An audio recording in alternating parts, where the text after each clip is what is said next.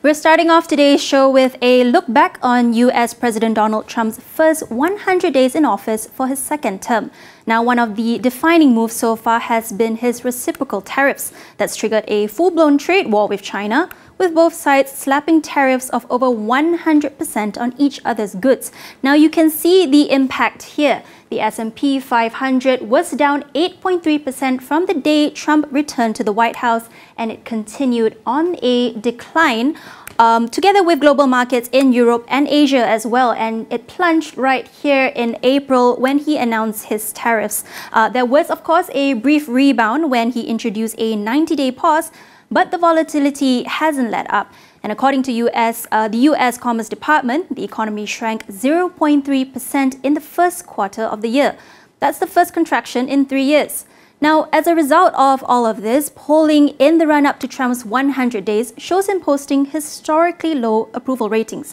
In this graph here, we see his ratings have been sliding in the last 3 months or so. Factors, of course, include his handling of negotiations to end the Russia-Ukraine war, as well as the controversial leaked signal chat involving his administration. It's even being reported that his approval has dropped to the lowest level for any US president at this stage in office in the last 80 years.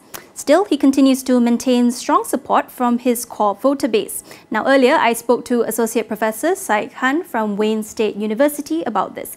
Let's take a listen. So we know that, of course, about 43% of the country voted for Trump, and we find that the numbers, although slightly less than that right now as far as approval, really, I think, reflect the fact that his support from his voters is really unshakable. It remains to be seen if some of those sectors are going to change their minds, especially farmers and others for whom tariffs that are imposed overseas are perhaps going to have a crippling effect. But I would say that the tariff issue correlates to his approval rating perhaps mostly because of the chaos. One day he calls for tariffs and then he increases them and then he scales back from them. And so that kind of volatility may work well for the stock market. But again, we find that for those who are small business investors, some of their life savings even have been severely impacted by this. And it doesn't really bode well for a sense of confidence, a sense of stability, and a sense of security when there is a president that is this erratic. Time and again, if one listens to his supporters as they're interviewed, they firmly believe that he is going to bring back manufacturing. It will improve the economy. They're saying, as with the cases of tariffs, that it's going to just take time. And they do not expect a short-term visibility of anything. He's going to be out of office in 4 years. He doesn't carry really any moral hazard to any of this. It is highly likely that what he has promised will not come to fruition.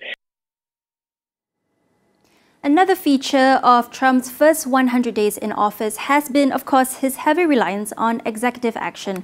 Figures here on this slide show that he has signed a staggering 141 executive orders, including 36 in just his first week. Now, this marks an unprecedented use of presidential authority in modern US history that's far surpassing his predecessors, including Joe Biden, Barack Obama, and George W. Bush. Now, I also spoke to Associate Professor Saeed Khan about what this could signal for the next 100 days and what to expect heading into the midterms. Let's hear more. I would argue that perhaps the more telling focal point for us to see now is what seems to be the continuing deterioration of American commitments to the rule of law, whether that is on the international stage or whether that is even on the domestic stage. If the United States is not willing to even uphold the international system of law that it helped create and enforce, sometimes with force, then that is going to create one of two possibilities, which are not mutually exclusive. One is a sense of deep consternation and anxiety about what will the world order look like without the United States supporting it. And the other is it's going to create a sense of opportunity that with the United States now retracting from that role, who else might step up, if anybody, Or are we moving into a situation where it may look like, for at least a while, a kind of Wild West, where the wheeling and dealing that occurs is going to be more of a function of big power geopolitics and the imbalance when it comes to smaller countries, much as we saw perhaps in the 19th century and even beyond, before that? Or are we moving into something entirely new? And again, with that, a sense of unpredictability.